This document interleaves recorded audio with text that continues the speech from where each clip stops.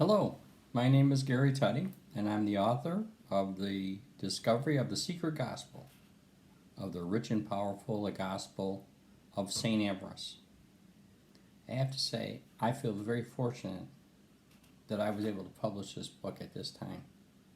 Just today, my neighbor, very upset. He was upset because he said that our president was trying to crush Obamacare, that they had worked as hard as they can, and they wanted to make sure they did away with pre-existing conditions. He felt this was almost cruel, and he was very upset that many of the politicians behind the president were pushing for the same thing in front of the Supreme Court, so they were taking it seriously.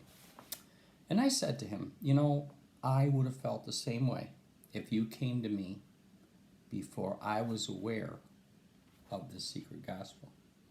Because after you read this, you start to realize these men and women are not doing terrible things. They're actually doing the work of God.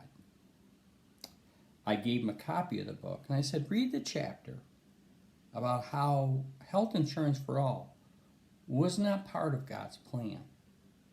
Now, we who are familiar with the regular Gospels of Matthew, Mark, Luke, and John, and others, we weren't familiar with this. And this is a genuine gospel, but it's only for the rich and powerful. It's been handed down through the years. So today, I thought, why don't I just take a little bit of the gospel that deals with health insurance? And when Jesus left the grove where he had prayed, 2 blind men followed him, crying out, "Have mercy on us, Son of David. Restore our sight." When Jesus arrived home, the blind men came up to him and asked him again to restore their sight. Jesus said to them, "Do you trust that I can do this?" They replied to him, "Yes, Master." He then started to touch their eyes, but stopped. "Do you both have health insurance?" "Yes, Master, we do." Jesus asked, "When did you buy it?" "Well, we just bought it."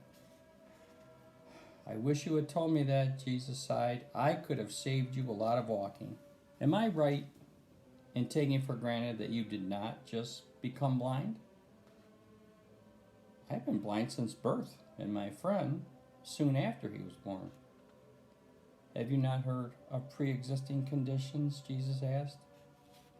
"Well, we've heard about pre-existing conditions, but our last policies would not allow those conditions we already had to get in the way of the insurance company paying for treatment or services." "Well, let me ask you this," Jesus said. "If you had insurance, why'd you drop it?" "Well, Lord, let me explain. Our parents originally could not afford it, and when we got on our own, we could not afford it either. But Herod came to power, and he allowed us to buy insurance with help from the government. We bought it because if we didn't, we were penalized. It made no sense to pay the penalty and then have no insurance.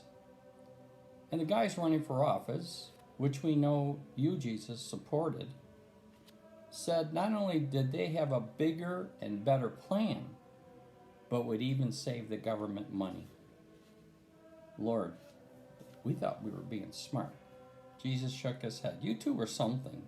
They would give you one that was bigger, better, and less expensive.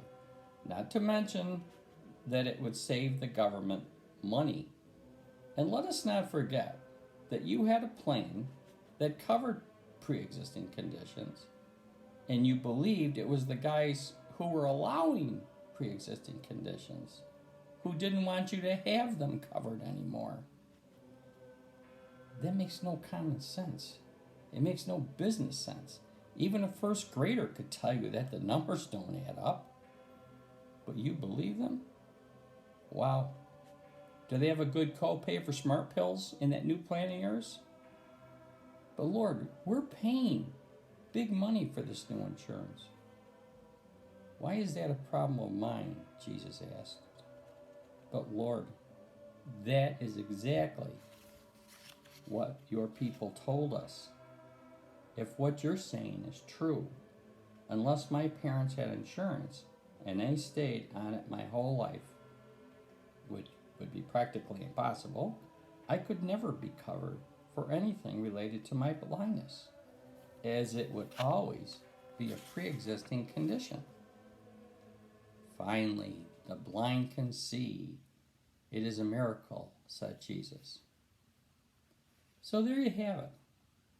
Making sure that people do not have insurance is really part of God's plan.